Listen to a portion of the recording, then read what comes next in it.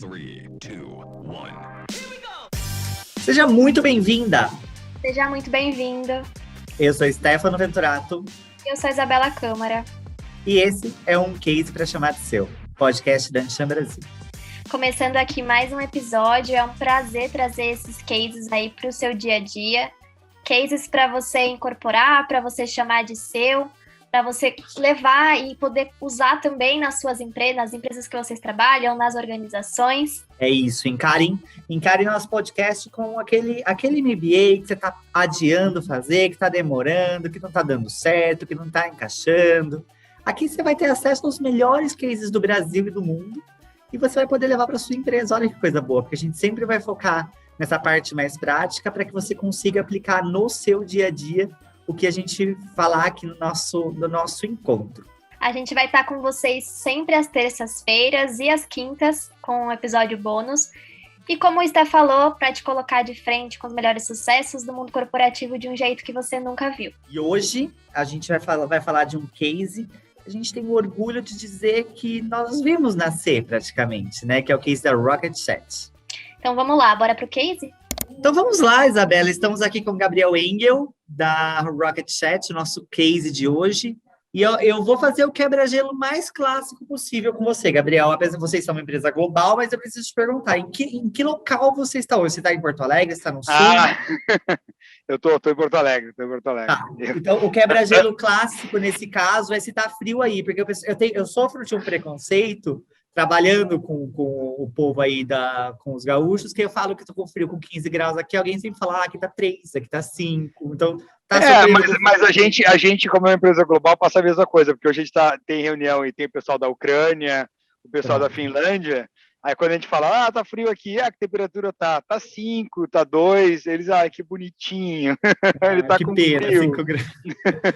Temperatura acima de zero é quente para eles, né? Se tá acima de zero é calor, tá verão, então... É isso. E o nosso especialista Marcelo Rodrigues, aí, diretor de inovação e novos negócios da Anshan, também está passando frio, está lá em Porto Alegre também. Mas o frio gaúcho, não o frio ucraniano, né? Porque realmente, menos 17, e olha, foi uma experiência bem dura, não recomendo. Então, assim, os amigos ucranianos e afins do Gabriel realmente sabem o que é passar frio. A empresa é global até no clima. E ficam os paulistas aqui reclamando à toa de frio, né, Isa? Hoje eu já tô com regata aqui. Pra mim, hoje tá ótimo já. Zero frio. 20 graus de calor. É tudo psicológico. Tudo psicológico. Frio é psicológico. Tá certo. Bom, a gente tá aqui, então, com o Gabriel, que vai nos contar um pouco desse super case aí da Rocket Chat. Já vou passar a bola para ele se apresentar. Antes, é só para contar para vocês, quem tá ouvindo a gente já sabe, mas todos os nossos quadros aí, eles são focados, né? Eles são baseados em nomes de música.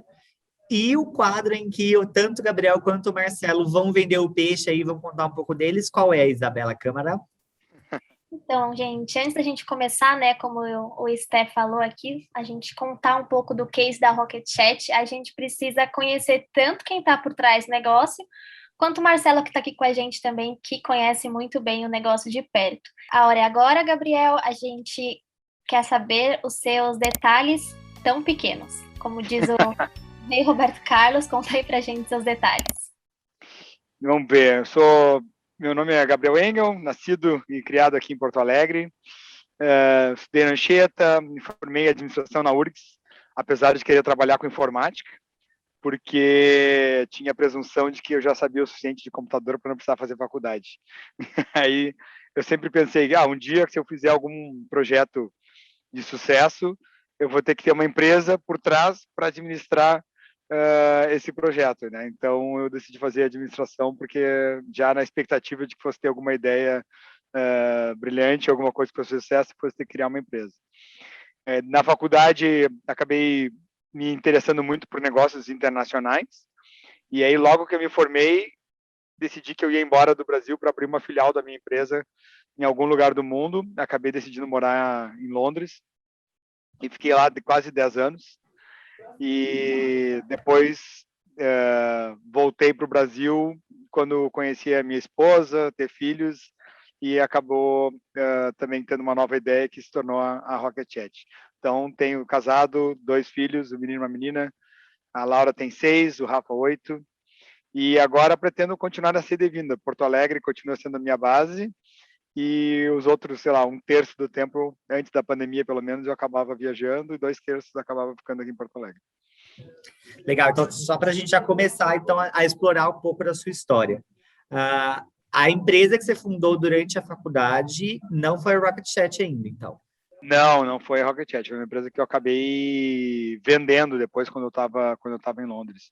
Era uma empresa que eu abri com meus colegas de faculdade, ela cresceu, só que eu tinha muito interesse em internacionalizar, a gente era 3 sócios, e meus outros 2 sócios a gente tinha clientes muito grandes aqui no Brasil, Terra, eles queriam focar no mercado nacional. E aí essa divergência acabou que eu digo, olha, então comprem a minha parte, eu não vou voltar para o Brasil tão cedo, né? Que eu fui para ficar 1 ano na Inglaterra. E aí depois era para mim voltar. E eles, agora volta, vamos continuar crescendo a empresa aqui. Eu digo, não, agora que eu comecei a entender como é que funciona o mercado internacional, eu quero ficar. E aí eles, bom, então quem sabe a gente tem que partir caminhos separados. E eu tinha esse sonho de tentar achar uma empresa brasileira que eu pudesse ajudar a se internacionalizar. E eu comecei a ver o quanto tinha empresas brasileiras com um baita produto, né, softwares assim reconhecidos mundialmente pela qualidade, mas não tinha um braço, uma equipe de vendas estruturada para conseguir aproveitar as oportunidades internacionais. E aí eu comecei a procurar empresas daqui que eu pudesse ajudar a internacionalizar, e depois eu acabei criando a minha, que virou a Rocket Chat. Nossa, foi um rápido case aí em menos de 1 minuto, mas a gente vai explorar mais um pouquinho daqui a pouco. Claro, só uma prévia. Um sneak E peek. agora você, Marcelo, conta aí um pouquinho para a gente do que se alimenta, né? Onde vive o diretor de inovação e novos negócios aqui na Enchan. Legal, assim, se alimenta de coisas que poderiam ser mais saudáveis, com certeza, porque a alimentação é forte. Mas é um como... padrão, viu, Marcelo? Todo mundo está falando isso quando a gente vai fazer exatamente essa pergunta. A alimentação poderia ser melhor, todo mundo está respondendo isso. A minha eu acho que é um pouco pior, porque ela é muito alicerçada em carne e sonho de valsa, então é uma combinação um pouco perigosa. Assim, no separado ou junto? Como é que é? Normalmente separado nessa ordem, né? Carne e sonho de valsa. Imagino quando não é normalmente, então. Mas eu tento manter isso. Mas eu também moro em Porto Alegre, eu também sou natural aqui de Porto Alegre, que nem o Gabriel, e acho que a gente já se cruzou em alguns momentos dentro dessa jornada, que a gente vai poder conversar também sobre isso. Mas é verdade. Eu já empreendi, e lá quando estava num dos outros empreendimentos, que a gente teve mais de em 2, na verdade, o Gabriel teve uma conexão com esses assuntos aí como parceiro. E também eu sou desse ramo de inovação mais por vocação de trabalho do que formação, né? Minha formação é em Direito, tenho inclusive mestrado em Regulação da Nova Economia, que é um negócio bem jurídico, mas acabei indo por essa veia do empreendedorismo, montando algumas empresas e que eu acabei vendendo, desfazendo, refazendo, reconstruindo, e depois voltei para a Enchan, onde eu já sido trainee em 2007, aí voltei como gestor regional e aí fui assumindo cada vez mais alguns papéis dentro da operação, e hoje em dia toco aí essa parte de inovação e novos negócios. Também sou do conselho da empresa da minha família, então vou mesclando aí um pouquinho desse processo aí, mas da parte de inovação que mais fica do mundo, vamos dizer assim, pré-inovação, é essa parte do empreendedorismo, que acabou se transformando num intraempreendedorismo aqui dentro da Enchan, e também o fato de que eu gosto muito de filosofia, e eu acho que a filosofia ajuda a gente a ter raciocínio lógico, e quando tem raciocínio lógico, a gente consegue encontrar alguns caminhos um pouco diferentes, né? Então, a partir disso que vai vendo essa jornada de inovação. E sou casado também, só que não tenho filhos como o Gabriel, tenho nesse momento 2 cachorros. E é onde tem um pouco dessa energia aí. Me convenceram a comprar 2 cachorros semana passada, agora eu tenho 2 filhos e 2 cachorros. Pronto, tá novos membros da família. Tá crescendo. Só falta plantar árvore também. Bem-vindo a esse mundo também. Nossa, acho que o interessante aí dessas 2 pessoas aí, até, né, Isa, é ver que são 2 desenhos de carreira bem diferentes, mas que se esbarram em alguns momentos, né? Gabriel poderia ter sido Marcelo, Marcelo poderia ter sido Gabriel. É isso que é até interessante a gente observar um pouco. E aí, já começando a explorar um pouco aí, Gabriel, por que empreender? Começando por aí, eu acho que pode ser um bom começo para a nossa conversa. Então, para mim, eu venho de uma família de empreendedores. Meu avô empreendeu, teve múltiplas empresas. Meu pai, meus tios, meus irmãos. Então, tem uma coisa que foi um pouco de um modelo de adulto que eu tinha crescendo, era sempre de quem estava tentando fazer alguma coisa por si. E acho que a gente tem muito isso, né, de acabar copiando os nossos modelos, pessoas que a gente admira. Tem muito filho de professor que acaba sendo professor, filho de médico que vai virando médico, então tinha esse modelo. E também tinha a felicidade de poder ter um apoio da família, não só emocional, mas financeiro, para poder, às vezes, ter algumas ideias, bancar no início das empresas.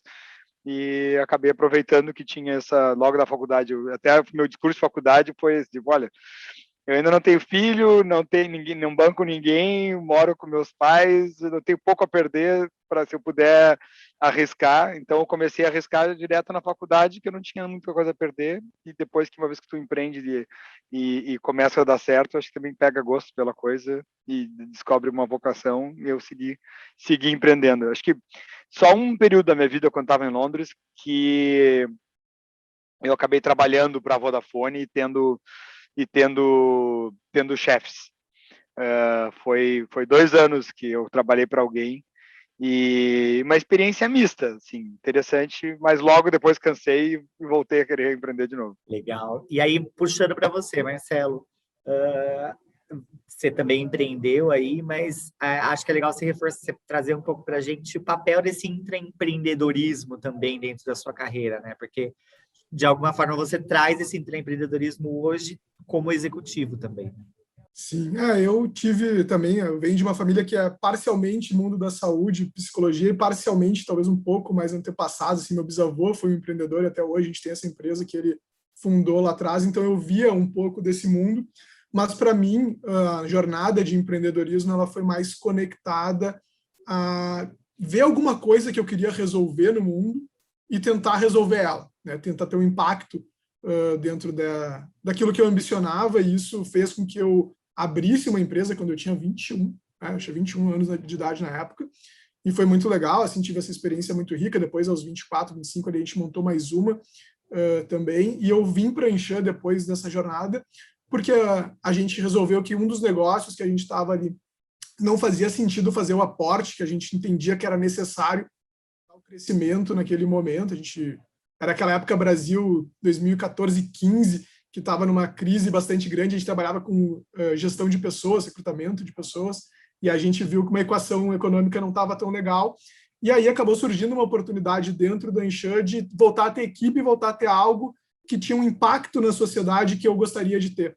E aí essa junção, eu vi ali uma oportunidade de mudar um pouco essa jornada para intraempreender. E aí foi onde a gente começou a construir Anshan Arena, Mais Caminhos, o Anshan Lab, todos esses projetos que se transformaram aí, né, depois na área de inovação e novos negócios do Anshan, vieram tanto dessa vontade que aí acabou que eu não era o dono, no final das contas, né? A Anshan não tem um dono, mas ela tem aí um impacto na sociedade que me fazia ficar contente, e aí eu comecei a buscar esse caminho aqui dentro e tive muitas ajudas dentro do nosso negócio também a facilitar esse processo.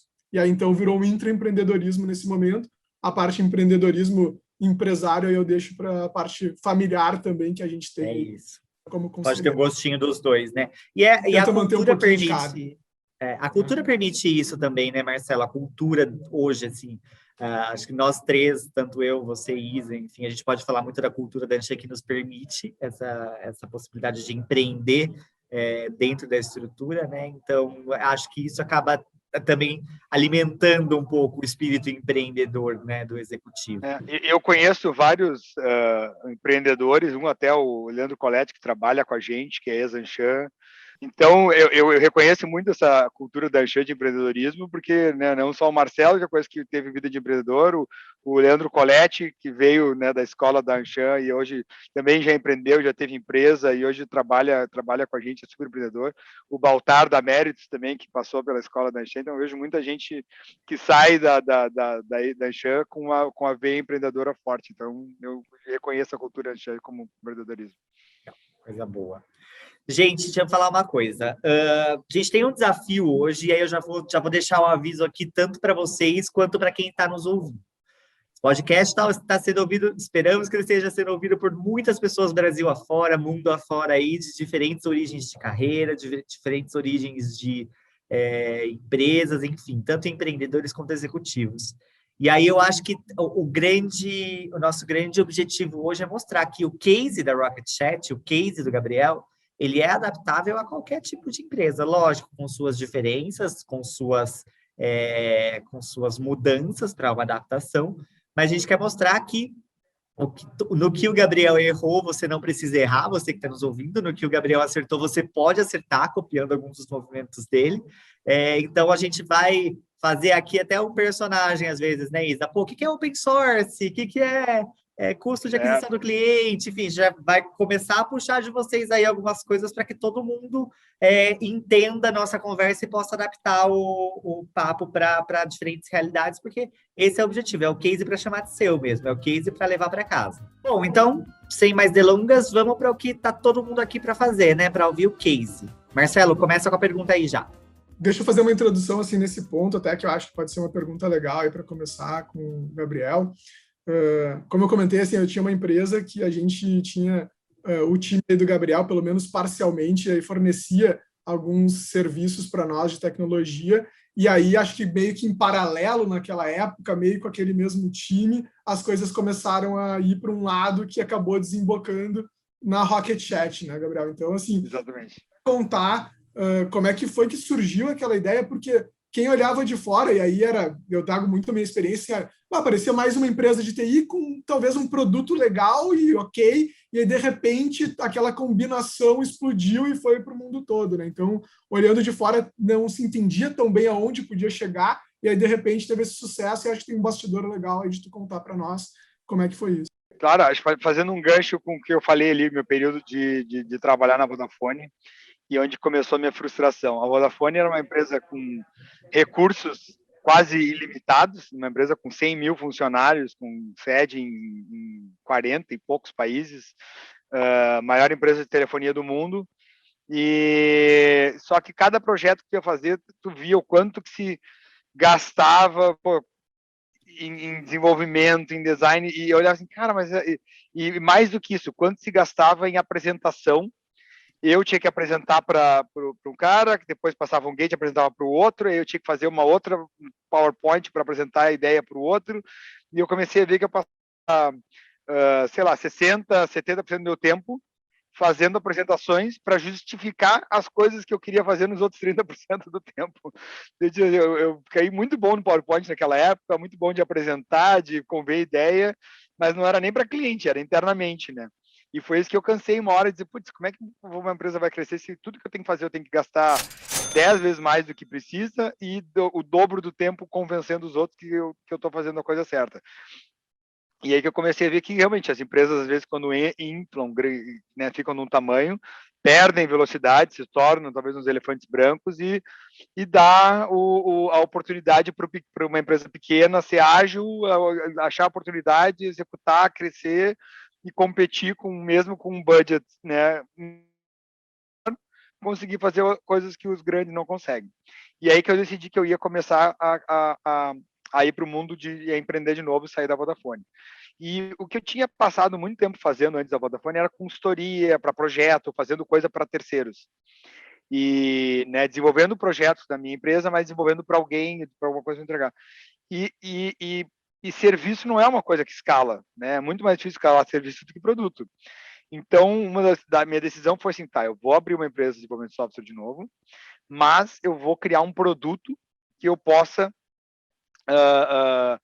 talvez até vender alguma coisa customizada, um produto, uma licença de um produto.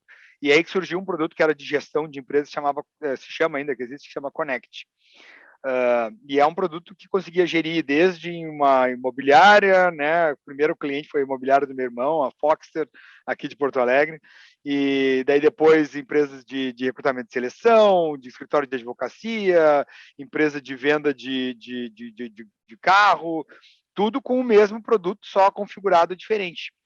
Então, para quem olhava de fora, acho que essa época que, né, que o Marcelo conheceu, a gente estava vendendo um pouco de serviço, mas usando a nossa plataforma, sempre a mesma plataforma, para entregar aquela plataforma de gestão. Ela era totalmente configurável para tu customizar ela para o que tu quisesse controlar.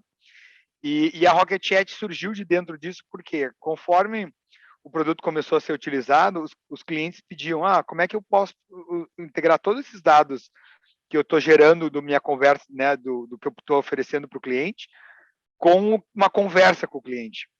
E aí pediram que a gente desenvolvesse uma plataforma de comunicação da empresa com o cliente, e a gente decidiu que aquela plataforma de comunicação tinha que ser só não da empresa com o cliente, mas também de dentro da empresa, do colega com o outro. Então, ela tinha que ser uma comunicação 360. A gente começou a pirar, a ter um monte de ideia do que a gente tinha criado o produto, e aí realmente nasceu o Rocket Chat. E quando a gente publicou, que ele meio, né, viralizou e abriu daí a nossa expôs para o mundo. Mas aí tem uma parte do modelo de negócio que é legal de falar, que daí vai ser o modelo de negócio do Rocket Chat foi diferente, foi usando aquele modelo de open source. Legal, Gabriel. E eu queria te fazer uma pergunta aqui, principalmente aí quando você falou do open source. Hoje a Rocket Chat está presente aí em vários países, né? Tem uma carteira de clientes enorme. E recentemente vocês também receberam um aporte grande, né, de 100 milhões de reais. E uma coisa que eu queria perguntar para você é que, assim, a Rocket Chat, ela não foi uma, né, das primeiras empreitadas que você fez, como você já contou aqui para a gente. Foi uma longa jornada aí de algumas empresas. E eu também vi que alguns dos projetos que você né, conduziu, e com bastante sucesso, eles foram comprados por outras empresas e estão aí, né, até hoje.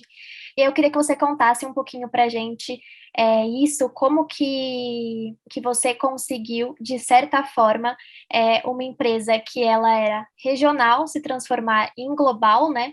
E você até comentou com a gente um pouco antes aqui de a gente entrar no ar, que um quarto do time estava em Porto Alegre e um quarto estava aí espalhado pelo Brasil e uma outra metade aí no mundo. Então, começando aqui, né, no gancho que eu puxei, que essa não foi a sua única empresa, eu queria entender, né, um pouquinho mais sobre essa cultura, como que você consegue desenvolver uma cultura nesse modelo de negócio que ainda não é tão popular no Brasil. Sim. A minha primeira experiência com o modelo de negócio open source foi logo nessa primeira empresa que eu abri com meus colegas de faculdade. A gente, quando desenvolvia alguns sistemas por terra, a gente precisava de um componente, assim, vamos dizer, um pedaço da tela que era um editor de texto. E esse editor de texto, ele era genérico, que outras pessoas poderiam usar. E aí eu decidi que eu ia abrir o código dele para quem quisesse copiar e usar em outros projetos pudesse fazer isso. Totalmente né, sem nenhuma pretensão, a gente abriu porque a gente tinha outros projetos e achou que era uma coisa legal de fazer, já que a gente usava plataformas de código aberto nos nossos projetos. A gente usava open source nos nossos projetos. Era uma maneira meio como se vocês estivessem entregando para a sociedade o que vocês já aproveitavam de alguma outra pessoa. Era um give back. A gente já usava um monte de aplicativos e coisas open source para criar os nossos produtos que a gente vendia para o Terra. E aí um que eu criei, eu vou dizer, eu vou botar esse na roda, né? Vamos devolver aí para ver. E aí o que aconteceu? Quando eu botei, um monte de gente começou a baixar no mundo inteiro, e daqui a pouco empresas do Vale, teve uma startup lá do Vale, não se chamava startup ainda, mas uma empresa nova do Vale do Silício, né? Isso era foi em 2001. Daqui a pouco nos telefonou e disse, viu o que vocês fizeram aqui na internet, muito legal o projeto. Quero contratar vocês para desenvolver um produto para a gente, um pedaço do nosso trabalho. Aí o cara veio lá de São Francisco, veio aqui para Porto Alegre e ficou 10 dias com a gente, queria conhecer a empresa, para nos contratar e tal. A gente mostrou que a empresa era uma sala, eu e meus dois colegas de faculdade, e a gente ficou uma semana discutindo o projeto e ele nos contratou para desenvolver parte do projeto. E aí que veio aquela sensação, olha, distribuir uma coisa gratuita, e aquilo atraiu um cliente lá do Vale do Silício para uma empresa que era de 3 alunos da URGS ali, sim, que não gastaram nada em marketing, não gastaram nada em tentar promover, não fizeram um cold call, entendeu? Era só... E eu digo, porra, olha que negócio interessante, né? Daqui a pouco tu chama... é uma maneira interessante de chamar atenção e tu consegue, no longo prazo, colher frutos dessa boa ação, assim, né? De estar liberando o código. E aí, quando a gente desenvolveu, anos mais tarde, a ferramenta de chat, de novo, dentro de uma outra empresa que era essa ferramenta de gestão, veio a mesma ideia. Eu digo, olha, por que eu não abro o código? Vamos ver o que vai acontecer. Daqui a pouco vai que alguém gosta e começa a nos ligar para contratar. Só que eu não podia imaginar que aquilo aconteceu exponencialmente. Assim, imagina o que aconteceu na primeira vez, agora multiplica por 1.000, 1.000.000. Foi mais ou menos a reação. Então, as duas vezes que eu tive uma experiência em abrir o código dos meus produtos acreditando que era um bom produto que as pessoas iam querer usar e até contribuir e falar a respeito, nas duas vezes eu tive uma excelente experiência e acabou sendo hoje meu modelo de negócio favorito. É o case.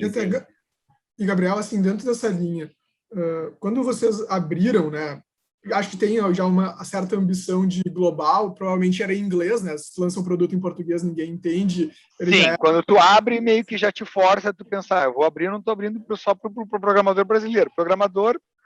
Todo programador tem que entender inglês, né? Não tem programador, o mundo, as linguagens de programação são em inglês, então tu faz tudo em inglês. Era a língua oficial naquele momento, já foi o inglês. Mas assim, e qual era a ambição? Porque assim, ok, tinha uma ambição de usar dessa comunidade que não se conhecia exatamente o tamanho dela, ou pelo menos que ela já tinha sido legal lá atrás e poderia ser de novo grande, mas tu já imaginava ter um crescimento importante no curto prazo, ou era vamos ver até onde vai, ou então acho que vai ter um crescimento, mas vai ser muito tempo depois? Como é que era essa perspectiva? Que nem eu disse, foi pretensioso. A gente achava que ia ter algum buzz, alguém ia falar, que daqui a pouco ia nos abrir oportunidade, porque esse mundo de open source é muito colaborativo. E tu tem alguns dos melhores desenvolvedores do mundo participando desse mundo de open source. Só um pouquinho que os cachorros derrubaram uma coisa, eu tô vivendo tudo bem. Tá aqui eles, ó, vou mostrar os dois ali, ó. Olha o tamanho, olha o tamanho. Tende a piorar, tá? Eu não vou te mentir. Os cachorros, eles fazem disso para piorar. Então, voltando, a expectativa era mínima. Era assim, vamos ter algumas pessoas podendo falar, gente blogando talvez a respeito, vamos ter acesso a essa rede de colaboradores, que nem eu estava dizendo, muito desenvolvedor, alguns dos melhores desenvolvedores do mundo adoram contribuir com o open source, e aí, se tu vai chamar um cara desse para fazer o review do teu produto, e é um produto de código fechado, ele vai te cobrar, tipo, né, algo muito mais do que a gente tinha dinheiro para pagar. Mas quando é um projeto open source e tem uma dúvida, essas pessoas olham o código, como tu está dando aquele produto de graça, existe meio que uma boa vontade de ajudar produtos open source se ajudarem.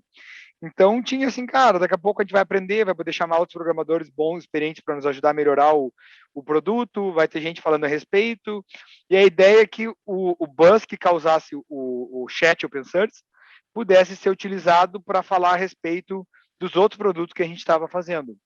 Então, foi uma expectativa que fosse demorar, sei lá, um ano, que fosse ter, sei lá, umas 100, 200 pessoas, talvez 1.000 pessoas falando a respeito e gerando alguns clientes, mas em 24 horas já tinha 30.000 pessoas fazendo download, então foi um pouco além da expectativa. Legal. Ô, Marcelo, eu até queria pegar um pouco da sua visão de um ponto, aí, porque, e até a gente vai explorar isso daqui a pouco, né, sobre até o fato do Gabriel ter começado global já e já está lidando aí com a cultura de inovação, com ecossistemas diferentes em países diferentes. Mas o case da Rocket Chat não parece nem brasileiro, para falar, tendo um olhar assim, até um olhar meio de bate-pronto. Qual que é a sua visão aí de relação com grandes empresas, de ver o quanto grandes empresas estão abertas aí a olhar para para startups, para código aberto, inovação aberta, enfim, toda essa democratização da informação e do acesso que a gente não vê tanto nas grandes empresas, né? Que provavelmente quem está nos ouvindo aí deve estar pensando, pô, super legal, mas, sei lá, na minha empresa isso jamais rolaria. Acho que tu traz aí um ponto interessante, Stefano. A gente tem visto, principalmente as principais empresas associadas à Enchan, buscando se conectar ao tema inovação aberta. E o Gabriel trouxe aí uma locução, né, que ela é muito significativa, que é um modelo de negócios que eu acho muito interessante, é um novo modelo de negócio que se interessou, e está tendo essa discussão muito forte assim entre quais são esses novos modelos de negócio, porque as grandes empresas chegaram até aqui, a maior parte delas com modelos de negócio mais tradicionais, né? Elas, talvez uma das principais pautas dos últimos 100 anos, ou talvez tira os últimos 5, mas 100 para trás, era a propriedade intelectual, por exemplo, que é algo muito diferente de ter um modelo de negócios open source onde tu ganha dinheiro com isso. Então, assim, é muito diferente de como a grande empresa tem dentro do seu mindset dos executivos. A gente tem trabalhado com o Lab e com a Enchan Arena como formas das empresas poderem se aproximar desse mundo, né? Eu acho que aí tem um outro aspecto que é o ecossistema brasileiro, como que ele pensa também para se conectar com grandes empresas. Porque os modelos de negócio, eu acho que o Brasil ainda teve uma evolução muito grande, tá? Na minha carreira empreendedora, ali em 2009, eu já estava envolvido com alguns projetos de FINEP, então a gente viu nascer essa cena de startup no Brasil um pouco de perto, mas o modelo tradicional do empreendedorismo brasileiro ele está muito mais do tipo, vou fazer a melhor empresa da minha cidade, se tudo der certo do estado, talvez eu consiga ser um grande player nacional, e olha, é meio que essa conversa, assim, é muito difícil alguém pensar assim, olha, eu vou ter um nicho tão legal e tão bem feito que talvez eu pegue todos os países do mundo num negocinho bem pequeno, né? Que é algo que, sei lá, num país tipo Estônia, tu não tem nem a opção de tu ter um empreendedorismo de larga escala nacional, a não ser que seja aquela coisa mais ser o campeão do país de padarias, né? Você tem várias. Mas, assim, o modelo de negócios, ele está vinculado a essa questão e também acho que o fato do Brasil ser continental e ter muitas grandes empresas, já ainda tem um empreendedorismo mais vou atender a todo o meu estado, todo o meu país. O que me chama a atenção muito no caso da Rocket Chat foi que eles fizeram um caminho diferente, né? Não foi aquela coisa, vou fazer o melhor sistema de comunicação para dominar o mercado de Porto Alegre, o mercado do Rio Grande do Sul, depois o Sul, depois eu boto uma filial em São Paulo, e aí eu vou para o resto do país, que é, inclusive eu, em alguns empreendimentos que eu fiz, eu fui muito mais nessa linha, né? A gente tinha sede em Porto Alegre, depois montava a sede em São Paulo. Achava mega ousado quando montava primeiro em São Paulo do que em Porto Alegre, morando em Porto Alegre. E acho que aqui tem um modelo de negócio que o Gabriel conseguiu construir, que ainda não é tão comum, né? Que ainda não é tão comum, nem para as startups, que ainda não estão tão atentas, talvez, a esse modelo, embora esteja crescendo em alguma medida, quanto ele é muito diferente do que as grandes empresas estão acostumadas. E aí fica muito mais fácil se usar de instrumentos para que elas se conectem com empresas como a empresa do Gabriel, para poder absorver e tentar entender como que elas trazem isso para essa cultura mais rígida. Porque eu te garanto que deve ter aí, de cada 100 executivos que a gente conversar, 99 não vão saber dizer como ganhar dinheiro com open source. Assim, é muito pouco provável que eles vão dizer isso. E aí tem o Gabriel que tem algumas respostas diferentes que vale a gente ouvir também para iluminar um pouco dessas ideias também para quem está mais acostumado com a economia tradicional. Então, seguindo aí na nossa estrada do MPB, agora a gente vai falar um pouco de Caetano, alegria, alegria. Alegria, alegria da Rocket Chat, alegria, alegria do Gabriel. A gente queria saber com você, Gabriel, quais são, né, as coisas mais interessantes que aconteceram aí na sua jornada como empreendedor ou na Rocket Chat, algo que quem está ouvindo a gente vai gostar de ouvir também, essa alegria e compartilhar um pouquinho. A escolha de começar global, primeiro foi quando a gente decidiu abrir o código. Isso tu precisa fazer de maneira global. Ninguém vai lá e publica no GitHub, que é o Facebook dos developers, ninguém vai lá e publica alguma coisa em português, que tu sabe, a não ser que seja uma coisa para ti, mas se tu quiser gerar uma comunidade, tu vai escrever documentação em inglês, tu vai estar respondendo em inglês, o código vai estar comentado em inglês.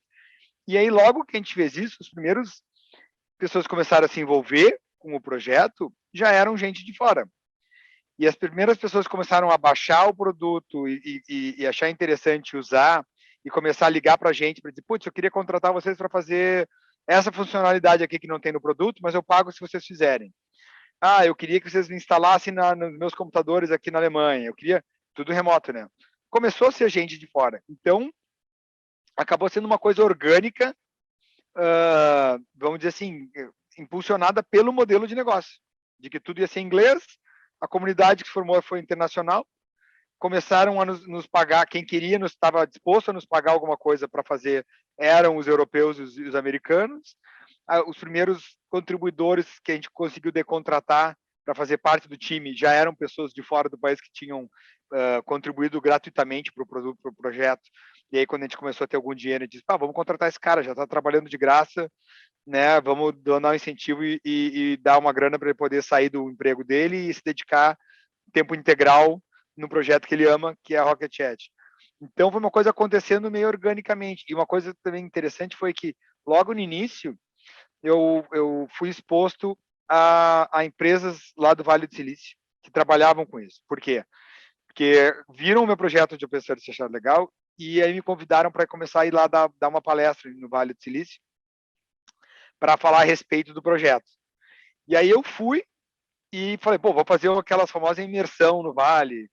Eu digo, mas eu não vou pagar alguém para fazer uma imersão. Eu comecei a ligar e mandar e-mail para todos os founders de empresas de open source do Vale do Silício, que lá é um modelo de negócio bem... lá já é quase tradicional, vamos dizer assim, pela quantidade de empresas que tem, algumas das maiores empresas, né, empresas que valem bilhões e bilhões de dólares de modelo open source. E eu digo, vou lá para conhecer esses caras. E vários falaram, cara, vem aí, tá fazendo um projeto de open source legal, vem aqui tomar um café que eu te ajudo.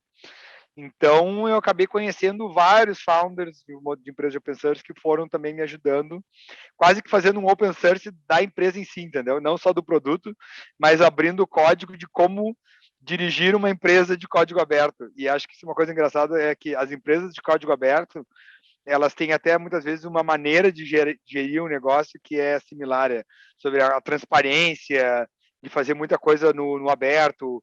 O nosso livro, manual do colaborador é aberto, está na internet para quem quiser usar, contribuir, editar.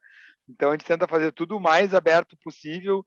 Então, o código aberto não é só do produto, é quase que da empresa toda. Então, eles começaram a me explicar que o modelo de negócio open source, por que ele é interessante? Porque várias empresas, o de graça é ruim. Então, o modelo de open source só vai estar mostrando valor antes de cobrar. Mas tem empresas que, uma vez que elas gostam do teu produto, vem o valor e se torna importante no dia a dia delas, elas querem pagar. Porque se for de graça, elas não têm um nível de serviço, um SLA, não tem, se alguma coisa quebra, para quem é que eles vão ligar? Ela quer garantir quer ter uma segurança de atendimento aí, talvez, né? Exatamente, e estão dispostos a pagar por isso, porque se teu produto se torna importante para eles, e um dia ele parar de funcionar, o custo daquilo parar de funcionar e eles não ter alguém para arrumar é muito maior do que daqui a pouco eles pagarem a licença do produto, né? O valor justo pelo produto. Claro, não vão pagar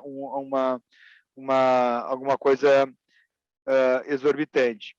Então, o que acontece é que, primeiro, as empresas querem essa segurança de estar pagando pelo produto, porque daí elas têm essa segurança de que vai continuar funcionando. E se tu começa em volta disso, dá uma versão do produto premium para quem está pagando, tem algumas outras funcionalidades, conectores, né, com outros serviços que empresas grandes costumam utilizar. Então, tu acaba criando uma versão do produto Enterprise, que é nada mais do que o produto que a gente dá gratuitamente, código aberto, com alguns, né, bells and whistles, alguns extras que as empresas grandes gostam, mais o suporte. Então, tu cria um modelo de negócio onde tu reduz a barreira de entrada para a empresa te testar, que o programador, os caras do time de TI vão lá, olha que legal esse produto, vão baixar, vão instalar, vão começar a usar. Se o teu produto for bom, ele vai viralizar dentro da empresa, até que o dia que ele cai na mão de um gerente, e os caras dizem, mas qual é o contrato de suporte? Estamos usando esse produto, se parar de funcionar, quem é que atende? Né? A gente tem que atender o ISO tal, que a gente tem que ter lá o telefone de todo mundo responsável por cada sistema. Ah, não tem, a gente está usando de graça. Não, então liga para os caras lá e vamos comprar a licença e o suporte da empresa da versão Enterprise, que funciona melhor ainda. E ver que, pô, funciona ainda melhor a versão Enterprise.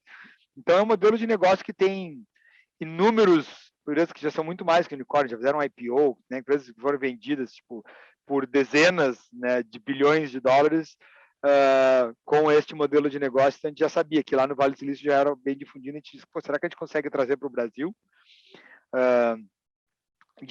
Na verdade, não é nem trazer para o Brasil, é criar uma empresa que os founders estão no Brasil, mas copia esse modelo de negócio para o mundo, e foi isso que a gente fez. E aí hoje a gente os funcionários estão distribuídos em 30 países. A gente tem 120 funcionários distribuídos em 30 países. Legal. Ô, Gabriel, uma coisa que você falou que me chamou muito a atenção foi quando você falou que open source não é só do modelo de negócio, da estratégia, mas é também das pessoas. E aí agora você falando que a Rocket Chat está aí em mais de 30 países, pensando que assim, com a pandemia, todo mundo teve que trabalhar remoto. Todo mundo precisou migrar, né, as suas estruturas, suas estações de trabalho para dentro de casa. E até empresas jovens tiveram dificuldade, assim, em fazer tudo isso. E aí a minha dúvida é, vocês que começaram global, que já estavam à distância muito antes da pandemia, qual que é o segredo, assim, dessa liderança à distância, dessa gestão de pessoas à distância, porque, assim, considerando os números da Rocket Chat, está dando bastante resultado, né? Então, primeiro eu queria saber com você, né, como manter essa produtividade, essa cultura, mas antes eu queria também dar um passinho para trás para você contar para a gente como você, primeiramente, criou a cultura, já que estava aí todo mundo à distância desde sempre. Então, o que eu queria saber com você era como que desenvolve, né, uma cultura sólida para manter a produtividade dos colaboradores, considerando a distância, e como manter isso a longo prazo, que eu acho que muita gente que está ouvindo aí a gente possa estar com alguma dificuldade nesse ponto. Isso é uma das coisas que a gente se inspirou e aprendeu com as empresas de open source que eu conheci lá em São Francisco. Uma das empresas era o GitLab, que até a gente quase vendeu a Rocket Chat para eles, ou quase fez um merge na época, e eu aprendi, e eles já eram uma empresa de trabalho remoto, eles não têm escritório até hoje. Então, hoje eles têm já, sei lá, 1.500 funcionários quase, e ainda não tem uma sede. Então, são 1.500 pessoas trabalhando de casa desde que a empresa surgiu. E ele surgiu assim exatamente por isso, que era uma empresa open source, um que estava escrevendo código conhecia o outro cara que queria comercializar, um morava na Rússia, outro morava na Holanda, e eles não tinham nem dinheiro para ir morar no lugar do outro, criaram uma empresa antes de se conhecer e começaram a criar essa cultura. E a gente, né, teve uma coisa parecida. O fato de quando tu alinha, e isso o modelo open source ajuda, porque as pessoas viram colaboradores do nosso projeto, muitas vezes gratuitamente, antes da gente contratar eles, né? Tem muita gente que começou, já participava do projeto, até trabalhava de graça, pelo amor, e quando vem trabalhar daí ganhando dinheiro, tu vê que já tem um alinhamento de valor, de objetivos, do que a pessoa quer alcançar e o que a empresa está fazendo. Acho que isso é uma das principais características fundamentais. E a outra é que tu abole o micromanagement. No momento que tu tá dando coisa para a pessoa fazer e tu não tá vendo ela trabalhar, tu não sabe que horário ela levanta, que horário ela começa a trabalhar, que horário ela tá fora, tu tem que dar missão para as pessoas têm que pegar missões para resolver e voltar com o resultado dessas missões. E isso que a Rocket Chat foi desde o início. Assim, as pessoas, né, pegavam uma missão, confiavam que as outras iam fazer cada uma parte delas, confia que cada um vai fazer o seu. Então, até os nossos valores hoje ficou isso. Tipo, a gente tem os DOTs que a gente chama, né? Que é o D, o O, o T e o S dos valores da empresa. O D de Dream, de sonhar grande. Pô, queria fazer uma empresa global a partir de uma salinha em Porto Alegre, é sonhar grande, né? O ownership, que assim, todo mundo, quando tu pega uma coisa para resolver, é teu problema, né? Todo mundo é dono, todo mundo que entra na Rocket Chat recebe stock options, todo mundo vira né, proprietário, tem essa oportunidade de virar dono na Rocket Chat, então é ownership total, todo mundo é dono, todo mundo trata o dinheiro da empresa como se fosse seu, o tempo da empresa como se fosse seu. o trust, que tu tem que todo mundo tem que confiar em todo mundo, a comunidade tem que confiar na gente, porque está contribuindo, nos dando código para a gente comercializar, a gente tem que confiar na comunidade que está contribuindo com código de volta para o sistema, os clientes confiam na gente que estamos usando o produto, enfim, e o último é share, que tudo isso tem que ser compartilhado. Então, então, tu vê que os valores da empresa meio que derivaram desse núcleo open source que da onde surgiu, e aí, no trabalho remoto, esses valores acabam sendo fundamentais para que a empresa funcione, porque se todo mundo é dono, todo mundo tem o mesmo sonho, todo mundo confia nos outros, todo mundo está compartilhando as dificuldades e o sucesso, a empresa funciona distribuída, tu não precisa estar junto. Mas, o que a gente faz para ter uma manutenção desses valores? Por exemplo, a gente se encontra todo ano. Todo ano a gente traz todo mundo para passar 2 semanas juntos, olhar no olho, tomar uma cerveja, um vinho junto, fazer um rafting. Então, a gente vê que todo ano a gente precisa que essas pessoas se encontrem para formar laços, e aí é uma coisa do ser humano, assim, não é questão de hábito de uma empresa ou não, é que e aí a gente vê que todas as empresas de open source fazem isso também, de tentam promover eventos onde todo mundo se encontram para criar uma liga, assim. E isso tu vê que faz total diferença no dia a dia da empresa, antes e depois desse encontro. Tu vê que é como se alguém pegasse uma máquina assim que está funcionando, mas está arranhando a engrenagem, e vai lá e enche de óleo, assim, e tudo começa a funcionar. Por que isso? Porque a gente, quando está falando com outra pessoa, tu está processando muito mais informação do que as palavras, né? Tu está olhando no olho, tu está vendo a maneira que ela falou, o tom, tu tá aí quando uma pessoa que tu nunca viu na vida, tu não sabe se o dia que ela tá meio que olhando pro lado, ou ela não tá prestando atenção em ti, ou ele é meio voado, e quando tu já conhece aquela pessoa, é muito mais fácil para tu processar aquela informação, tu passa a confiar naquela pessoa mais, para tu abrir mais o jogo, falar se alguma coisa tá dando certo, não, é mais fácil de tu dar um feedback, de tu não receber uma crítica como sendo, né, muito na defensiva. Então, tem que fazer isso, tem que promover esses encontros, a gente tem políticas de promover esses encontros. Outra coisa é tentar promover os happy hour virtual, coisas que as pessoas possam se encontrar, não só para falar de trabalho, para jogar jogo online. Então, a gente tem o clube do jogo online, quem da Rocket Chat quer jogar jogo, às vezes faz poker online, todo mundo, para bater papo, beber vinho, né, então jogar um pouco. Tu tem que tentar de uma maneira proativa, proporcionar eventos de não trabalho para as pessoas, porque senão acaba virando só reunião no Zoom, né? Só bate-papo de chat ali no Rocket Chat, e acaba não criando esses laços. Então, existe um desafio. E até tem uma historinha curta que eu posso contar que acho que ilustra isso bem interessante. Uma vez eu vi uma comparação do trabalho remoto, estava um monte de empresa foi para o trabalho remoto, e achou que é tudo mil maravilhas. Olha só, funciona, ninguém mais precisa se encontrar, vou contratar gente no mundo inteiro. Que maravilha. E aí eu vi um artigo, o cara dizendo, olha, isso aí é que nem a nova Coca, a nova Coca-Cola. Daí eu não faz o menor sentido quando alguém compara, né? Mas o que ele conta? Quando uma vez a Pepsi fez uma campanha de teste cego, as pessoas iam lá, davam uma Pepsi e uma Coca, teste cego ali em Nova York, tomava uma outra, gostei mais dessa, era a Pepsi, e gostavam mais da Pepsi, A Coca-Cola foi uma das melhores campanhas de sucesso da Pepsi. A Coca-Cola ficou apavorada e decidiu mudar o gosto da Coca-Cola para ficar igual a Pepsi. E aí lançou a Coca-Cola, mudou de gosto, e meio que lançaram e foi.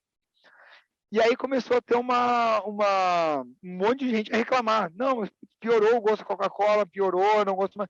Teve passeata para reclamar do gosto da Coca-Cola, o pessoal os militares da linha de fronte lá que tomavam Coca-Cola começaram a reclamar e fazer bandeira. Aí, caos total. A Coca-Cola não entende o que aconteceu. Cara, todo mundo disse que gostava mais da Pepsi, a gente mudou o gosto, agora reclamam. A Coca-Cola teve que lançar o Coca-Cola Classic, depois abandonar o New Coke, e hoje não existe mais, e tenta apagar essa história. Quando foram fazer um estudo de caso lá, os de Harvard, de ver o que aconteceu, o que eles viram? Cara, a Pepsi é mais doce do que a Coca. Ela tem um gosto mais peculiar. Que no primeiro gole, talvez a maioria das pessoas gostem. Mas se tu fizer elas tomarem uma lata inteira, elas vão gostar mais da Coca. Então a Coca se afobou, todo mundo testou o primeiro gole, e um monte de gente foi lá e decidiu, cara, vamos devolver o escritório, todo mundo remoto, acaba agora, mil maravilha, não temos mais custo. E aí todo mundo disse, cara, espera, esse é o primeiro mês de trabalho, primeiras semanas de trabalho online, ou meses. Espera tu passar um ano que todo mundo não se vê, 2 anos que uma empresa que todo mundo não começou a contratar gente que não se conhece, e aí as coisas começam a não funcionar, a cultura não se perder. Então, não dá para achar empresa. Eu vi empresas que devolveram os escritórios e agora estão começando a recomprar e realugar escritórios. O que mudou foi o que significa o escritório para ti. Eu acho que nunca mais vai voltar o escritório a ser, espero que nunca mais volte, eu realmente acredito voltar, a ser o lugar que todo mundo se encontra das 9 às 5 todos os dias e é lá que faz o trabalho. Mas o escritório tem que ser o ponto de encontro, assim, da galera. Pô, trabalhar 2 vezes por semana no escritório, ter um dia que a galera se encontra no escritório, os times, daqui a pouco desencontrados, combinam dias diferentes, tem reunião, tem um deep dive sobre um assunto legal, vamos lançar uma nova campanha, vamos lá no escritório usar os quadros, fazer, né, pô, tô querendo, preciso sair um pouco de casa, quero um ambiente diferente. O escritório passa a ser um complemento dessa estrutura, e aí são desenhados como tal, com menos mesas e mais espaços de colaboração, mais espaço de ideação, mas eu acho importante as empresas terem uma base, assim, ter um lugar para chamar de casa, às vezes, e poder fazer esse tipo de coisa, se encontrar, e é isso que a gente faz. O nosso escritório hoje aqui em Porto Alegre é isso, ele é um ponto de encontro, divertido, tem até quartos para quem está vindo de outros países vir e dormir e morar no escritório. Teve gente que morou no escritório quase um ano, né? Durante a pandemia, teve um alemão que estava aqui em Porto Alegre, ele não, desde de voltar, foi ficando, ficou quase um ano morando no escritório. Ele dizia que ele era o zelador, porque daí deu pandemia, a gente fechou o escritório, só ele ficou morando. Super bem, porque tem piscina, tem camisa de sinuca, tem tudo que tu quiser lá, e ele ficou, pô, vou ficar de zelador aqui, vou ficar morando aqui. Nosso home office, com certeza, ele estava melhor que a gente. Estava melhor que a gente. Daí ficou morando lá, super tranquilo. E a gente faz isso, uma vez por ano, encontra todo mundo, fazemos uns eventos legais, aventura, discutimos o que é a ideia do ano seguinte. E, enfim, então acho que o modelo de trabalho que veio para ficar é o híbrido. Né? Claro, onde dá, né? Não tem ainda, infelizmente, não são todas as posições de trabalho que podem fazer, mas acho que cada vez mais quem trabalha com laptop vai estar no modelo híbrido. E deixa eu falar um ponto aqui, Gabriel, que eu acho que tu está trazendo um elemento muito rico, assim, né? Eu concordo contigo, eu sou um dos que acha que o escritório tem um valor grande relacionado à cultura, né? Talvez acho que o escritório tenha mudado enquanto o lugar de trabalho para ser o lugar onde a gente constrói e consolida a cultura corporativa e ser uma forma, talvez, de alimentar ou de reavivar ela quando não é possível fazer um evento de todos, mas também talvez tenha uma periodicidade mais constante para alguns modelos de negócio. E aí tu falaste também de uma coisa bem importante, né, que está até no DOTS de vocês, né, que é a questão do ownership, né, que é aquela sensação de dono e, pelo que eu entendi, de fato ser dono de ações, aí, pelo menos em grande parte, se não todos os funcionários. E, ao mesmo tempo, vocês tiveram já algumas rodadas de investimento, né, assim, tu vivenciou isso assim como eu, provavelmente vai lembrar disso, que tinha uma época que investia em startup no Brasil, o pessoal meio comparava com taxa Selic e ficava aquela coisa, poxa, está dando 17%, 15% aqui, vocês estão me prometendo 25%, 30%, 40% de crescimento, mas eu tenho outras formas de ganhar taxas maiores de resultado, e ficava tendo um represamento do investimento em inovação, ou pelo menos em startups, né? E agora isso tem virado, tem mudado bastante, tem muita gente procurando esse mundo, e vocês vivenciaram ele, tanto numa primeira fase e nessa mais recente, até eu te confesso que eu não tenho certeza se tiveram outras no meio do caminho também, mas sei que vocês já vivenciaram algumas delas, né? Qual é a tua avaliação sobre esse movimento de investimento em inovação, em startups, e a tua experiência nesse sentido? Com certeza o cenário, né, mudou muito a disponibilidade de investidores, e o que a gente tem hoje à disposição dos founders, de quem está empreendendo, é 1000 vezes melhor do que a gente tinha lá há 5, 6 anos atrás, quando a gente começou, ainda mais, imagina, 7, 8 anos. Para nós, a gente, quando tu cria um produto que teve a atração que a gente teve, os investidores vêm bater na porta. ainda mais quando é um produto global, assim. Eu recebe investidor vindo bater na porta e mandando e-mail o tempo todo. Então, acho que muitas vezes, por isso que tu tentar criar, isso que é uma das coisas que eu mais também gosto do modelo de open source, mas não é o único que proporciona isso, é tu conseguir com um baixo investimento criar o produto, criar o teu MVP, né, o teu alfa ou beta do teu produto, ter uma atração com os clientes, e aí, tendo isso metrificado, codificado, hoje em dia está muito fácil de tu conseguir o investimento mostrando tração, mostrando que daqui a pouco tu tem um produto, que tem adoção, que não tem o churn, o pessoal está começando, tem muito capital disponível para investir nesse tipo de ideia. Claro, é muito mais difícil tu chegar com o PowerPoint só ali, vou fazer isso, vou fazer aquilo, porque todo investidor sabe que o detalhe está a ideia é 20% e execução os outros 80%. Então, tu investir na ideia, o premium que vão te cobrar, do tamanho da empresa, pelo pouco de investimento anjo que vão te dar, vai ser enorme. Se tu precisa da grana para executar a ideia, é muito mais difícil, porque convencer alguém a te dar o dinheiro para tu sair, tirar a ideia do papel, porque a grande maioria não consegue tirar a ideia do papel, né? Agora, se tu já tirou a ideia do papel, conseguiu fazer teu MVP, está mostrando tração, aí começa a virar muito mais fácil de tu conseguir capital, porque tu já passou aquele filtro de quem não consegue tirar a ideia do papel, de quem tem uma ideia que não tem market fit, e aí quando tu tem tração. Então, acho que esse, para nós, foi o que eu consegui fazer e onde eu tive a felicidade de ter pessoas que me deram suporte e emprestaram dinheiro para sair do momento de tirar a ideia do papel. E quando a ideia saiu do papel e teve gerou todo o engajamento que gerou, aí os investidores vieram bater na porta, eu nem precisei procurar por eles. Legal. E, Gabriel, uma coisa que eu queria puxar aqui com você agora é que, assim, a gente sabe que nem tudo são flores, né, nessa jornada, principalmente com o tanto de risco que você correu, montando aí várias empresas. E imagino que, como empreendedor, você deve ter muita história boa para contar. Inclusive, em relação ao lance do open source, a cultura, pessoas, lideranças, porque, assim, eu particularmente, abrindo a cozinha, assim, e contando como foi um pouquinho pra gente na Anshan, não sei como que o Marcelo e como o Stefano lidaram com isso, mas eu fiquei 5 dias só no presencial antes de entrar no lockdown. Então, para mim, foi um pouco mais complicado pegar essa cultura, pegar ali o espírito da Anshan. Demorou um pouquinho, mas aí eu queria saber com você na Rocket Chat, em relação também a outros empreendimentos que você criou.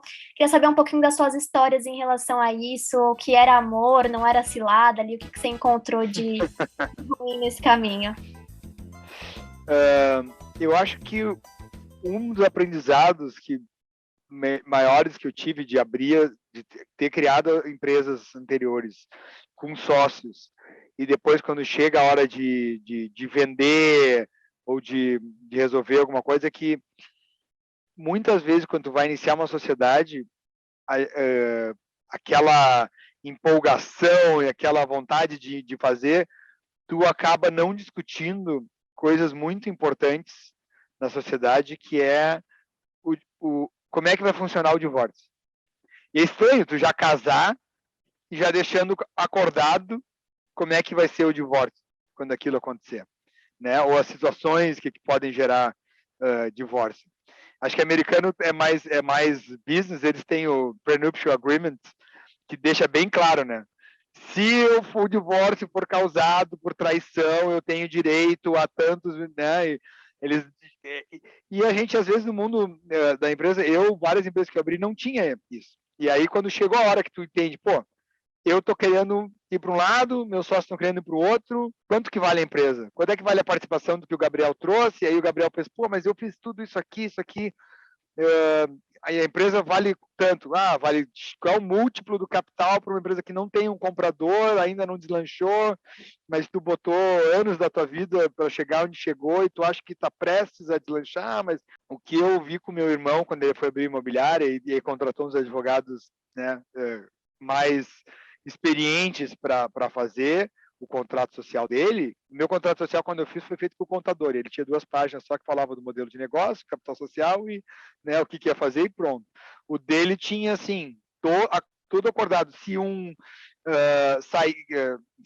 quiser sair fora, quantas vezes o múltiplo do EBITDA ele vai receber, em quais condições, se 3 concordarem que um não está fazendo a parte dele, eles têm direito a pedir para ele sair e dispostos a pagar X. Então, eu digo, pô, é uma conversa chata de se ter quando tu tá querendo... Mas é importante, né? É que ninguém quer falar de divórcio na hora do casamento, né, Gabriel? Exatamente, mas a diferença... Eu acabei, tipo, eu tinha feito sociedades com pessoas que, né, grandes amigos, e isso foi tão desgastante, esse processo, que a gente acabou se distanciando, entendeu? Amigos, um deles, por exemplo, era meu melhor amigo na época, quando a gente criou a empresa. E depois, na hora que viu que cada um ia para um lado, aí foi tão tumultuado e tentar... porque nenhum dos lados acha que está bem na história, que saiu bem na história, né? Nenhum dos 2 lados acha que recebeu o palitinho pequeno. Tipo assim, pô, eu recebi muito menos do que eu ajudei, pô, pagamos pro cara muito mais do que ele ajudou. Todo mundo sai achando que fez um mau negócio, quando esse tipo de coisa acontece. E o advogado do recinto certamente não permitiria isso, né, Marcelo? E com alguma experiência de causa própria, inclusive, né? Tanto pela empresa familiar quanto pelas empresas que eu fundei. Eu também passei por esse processo que o Gabriel fala, e realmente, talvez uma das melhores formas de casar seja pensando já como é que foi no caso do divórcio, até porque o casamento foi bem, né? Às exato. vezes tu nem casa, porque eu já vi sociedade que começou e o cara disse assim, não, mas tá, em caso de falecer, não sei o que, ou começou a ver umas regras, assim, o cara disse, não, mas eu tô pensando já num exit, numa tal coisa. Não, calma aí. Você já tá pensando no exit de tanto tempo e tu quer passar. Cara, acho que a gente tá com... Tu bota assuntos em pauta que botam uma luz em algumas ideias que daqui a pouco putz, talvez eu não deveria estar fazendo sociedade com esse cara. Então, essa foi o maior aprendizado, assim, é que é o famoso o combinado não sai caro. Né? Se estava bem escrito, então acho que isso é crucial para quem quiser começar um negócio. Discuta bem claro todas as situações, as boas e as ruins. Cara, veio alguém nos comprar. Como é que vai ser? Vamos vender? Por quanto que a gente vai vender a empresa? Qual é o nosso target? Que daqui a pouco chega alguém com uma grana e o cara, não, mas eu queria vender por muito mais. E aí o outro cara, não, eu já quero vender e sair, entendeu? E aí, pum, já brigaram os sócios, porque não é nem uma coisa ruim, né? Tipo, é um evento principalmente bom, mas que já não tinha sido acordado. Então tem várias coisas que acontecem. E outra coisa que aconteceu foi que a gente não se preocupou com o registro da marca Rocket Chat logo no início, em âmbito mundial. A gente achou assim, vamos... Achou que depois, quando eu tivesse mais grana, eu ia fazer isso. E aí acabou que existem trolls, né? Pessoas que ficam de olho quando uma marca começa a crescer e ela não fez ainda, não foi registrada, e aí os caras registra lá de propósito. Registram ela e depois vem te cobrar. Então, para a gente custou muito mais depois para comprar a marca de volta de um troll, que eu tive que quase que chorar pro cara. E aí tem uma história muito louca, porque o cara, até hoje eu não sei quem é a pessoa, que os caras fazem procurador do procurador do procurador, entendeu? Para mim conseguir uma linha de comunicação, o cara se negava a falar pelo telefone comigo, se negava a falar por qualquer... Ele aceitou falar comigo por uma conta fake que ele criou no Facebook por um tempo, para poder falar comigo. Então eu nunca ia saber quem ele era, entendeu? Criou um usuário lá, uma página no Facebook, eu comecei a falar com ele. E aí eu virei uma noite falando com o cara, explicando que, pô, eu não tinha aquela grana que ele estava pedindo, que ia quebrar a empresa, não sei o quê. E falando, pô, olha só, o projeto eu pensando, se eu vou ter que mudar tudo. Aí o cara, no final, meio que fez um preço que até meu advogado falou assim, não, nunca vi um troll desses vender tão barato. Tipo assim, o cara deve ter... Aceita e segue a vida. Aceita e segue a vida, porque né, eu achei que ia custar 10 vezes mais, o cara fez barato. E mesmo barato, a gente tá falando ainda de centenas de milhares de reais, tipo assim, né? Não era... Mas os caras acharam que eu ia gastar R$1 milhão para comprar a marca de volta por baixo e o cara vendeu por, sei lá, R$200 mil. Trambiques do século XXI aí. O Novas Marcelo, formas de ganhar dinheiro e da pirataria isso. moderna. Marcelo, quero aproveitar que a gente está falando de cilada, para a gente falar de coisa boa, falar de top term, para você falar aí para a gente um pouco de quais são as possíveis ciladas que uma empresa que está ouvindo a gente aí, uma grande empresa ouvindo a gente, tá ouvindo o Gabriel falando, está ficando super inspirado, fala assim, pô, amanhã eu vou pintar uma parede colorida lá no meu escritório, vou botar uma piscina inflável lá, porque o Gabriel tem uma piscina lá no escritório dele, que agora eu vou ter linha de pensamento de startup. Então, agora a minha grande empresa vai ser assim, quero ter linha de pensamento de startup. Quais são as ciladas, as cascas de banana no caminho dessa empresa e como a Anshan pode ajudar?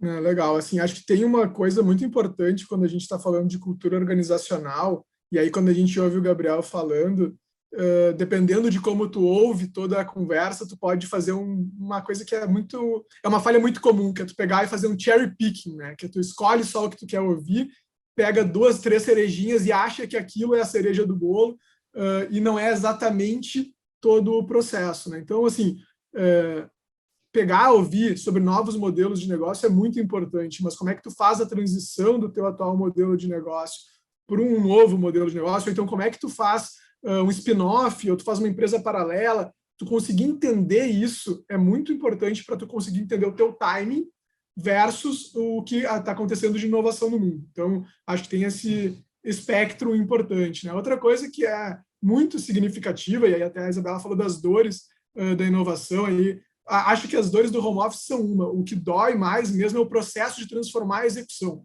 Então, assim, 20% é ideia, 80% é execução, e acho que o Gabriel está trazendo, assim, até com otimismo sobre o tamanho das ideias, porque quando a gente fala de uma organização grande, a execução é ainda mais pesada, né? E aí, quando a gente está falando de mudar a execução de uma organização, é muito importante que a cultura vá se adequando a isso, vá sendo alinhada, ou então que se dê permissão para romper algumas barreiras importantes da cultura, né? Então, não basta ter a ideia correta, tu tem que ter uma execução grande, e aí a gente não pode não ouvir aquilo que é muito inspirador, né? A gente tem que ouvir a parte inspiradora do Gabriel, mas entender que essa parte de execução, ela está no dia a dia, né? E que também algumas experiências prévias são muito significativas quando a gente olha assim, eu me lembro quando começou o trabalho remoto, até a Anshan foi para o trabalho remoto, algo que era impensável em dia 5 de março, era impensável a gente ter trabalho remoto no final de março, e de repente estava todo mundo lá.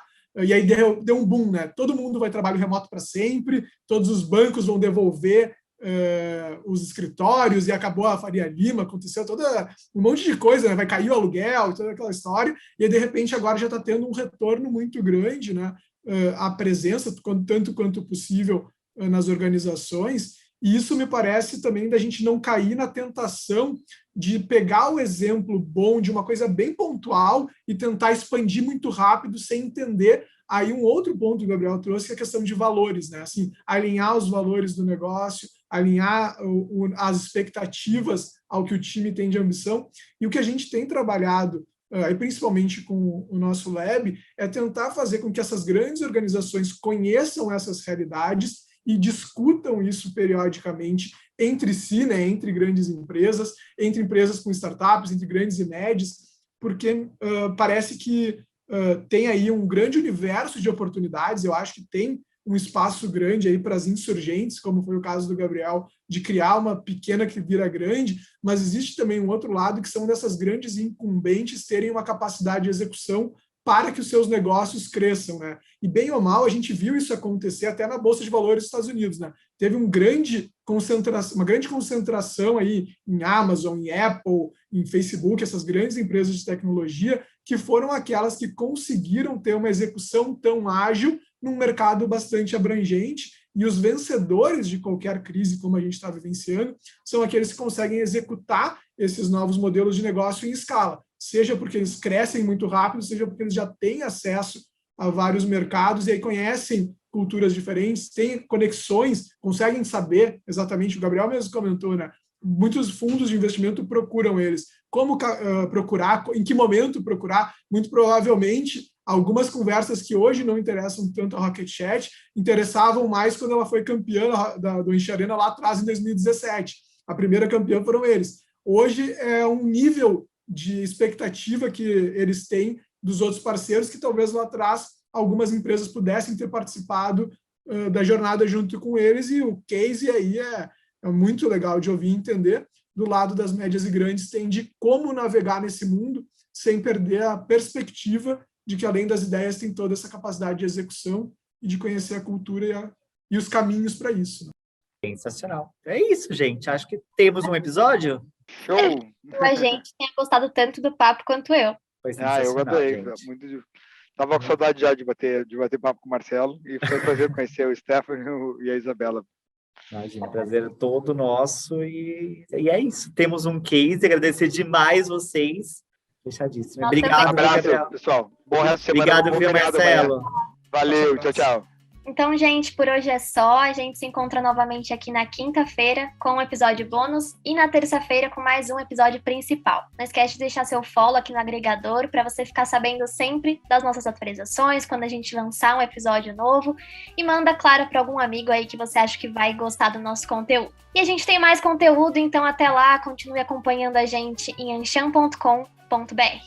Esse podcast é só uma amostra do tanto de conteúdo e networking que você pode ter dentro da Anshan Brasil. Quer saber mais sobre como se associar para a Câmara?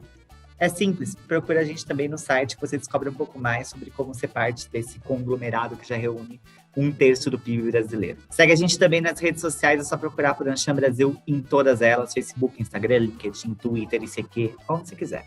E vocês que nos escutaram até aqui, a gente também quer saber sua opinião.